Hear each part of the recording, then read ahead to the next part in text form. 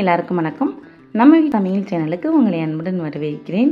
Friends, இன்றைக்கி நம்ம வீட்டு சமையல் சேனலில் ரொம்ப அருமையான மட்டன் குழம்பு எப்படி ரொம்ப சுவையாக ரொம்ப ஈஸியாக பண்ணுறதுன்னு தான் இன்றைக்கி பார்க்க போகிறோம். ரொம்ப அருமையாக இருக்கும் ஃப்ரெண்ட்ஸ். இதே மாதிரி இதே அளவுகளோடு நீங்களும் செஞ்சு பாருங்கள், ரொம்ப சூப்பராக இருக்கும். மட்டன் குழம்பு எப்படி இவ்வளோ அருமையாக பண்ணுறதுன்னு வீடியோக்குள்ளே போய் பார்க்குறதுக்கு முன்னாடி நம்ம சேனலை மறக்காமல் சப்ஸ்கிரைப் பண்ணிக்கோங்க ஃப்ரெண்ட்ஸ்.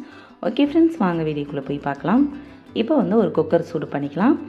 குக்கர் சூடானதுக்கப்புறம் 2 ஸ்பூன் அளவுக்கு எண்ணெய் சேர்த்துக்கலாம். எண்ணெய் நல்லா காஞ்சதுக்கப்புறம் 1 பட்டை, 1 ஏலக்காய், 1 ஸ்டார் பூ, 2 பிரியாணி இலை, 2 கிராம்பு சேர்த்துக்கலாம். இதையெல்லாம் சேர்த்துட்டு நல்லா வதக்கி விட்டுக்கலாம். இப்போ ஒரு 1/2 கப் அளவுக்கு சின்ன வெங்காயத்தை நீளமாக கட் பண்ணிட்டு சேர்த்துருக்கேன். வெங்காயத்தை சேர்த்துட்டு வெங்காயம் நல்லா வதங்குற அளவுக்கு வதக்கிக்கலாம். இப்போ பாருங்கள், வெங்காயம் ஓரளவுக்கு நல்லா வதங்கிட்டு இப்போ ஒரு 2 கொத்து கருவேப்பிலை சேர்த்துக்கலாம்.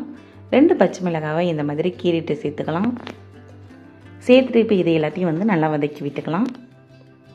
2 ஸ்பூன் இஞ்சி பூண்டு பேஸ்ட்டு சேர்த்துக்கலாம். இஞ்சி பூண்டு பேஸ்ட்டு சேர்த்துட்டு அதையும் நல்லா இஞ்சி பூண்டோட பச்சை வாசனை போகிற அளவுக்கு நல்லா வதக்கி விட்டுக்கலாம். இப்போ ஒரு 3 பழுத்த பெரிய தக்காளி இந்த மாதிரி நீளமாக கட் பண்ணி வச்சுருக்கேன். அதையும் அது கூட சேர்த்துக்கலாம். தக்காளியும் சேர்த்துட்டு இந்த மாதிரி தக்காளி நல்லா வதங்கி வர அளவுக்கு வதக்கிக்கலாம். இப்போ நான் 1/2 கிலோ மட்டன் எடுத்துகிட்டு நல்லா அலசிட்டு மஞ்சத்தூள்லாம் போட்டு அலசி வச்சுருக்கேன். இப்போ அதை சேர்த்துடலாம். தண்ணீர் வடிச்சிட்டு சேர்த்துடலாம்.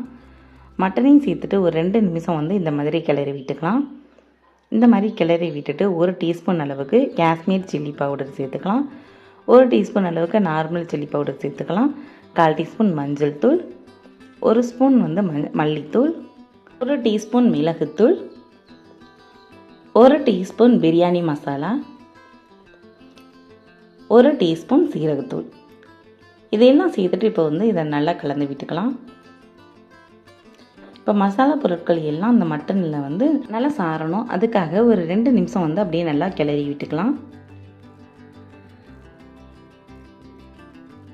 இப்போ பாருங்கள், ஒரு 2 நிமிஷம் நல்லா கிளறி விட்டுட்டேன்.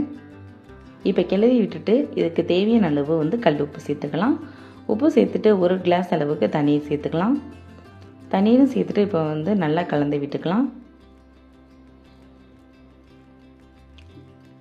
இப்போ தண்ணீர் சேர்த்துட்டு இதை மூடி போட்டு ஒரு 6 to 8, 9 விசில் வரைக்கும் வச்சு எடுத்துக்கலாம். இப்போ விசில்லாம் வந்துருச்சு.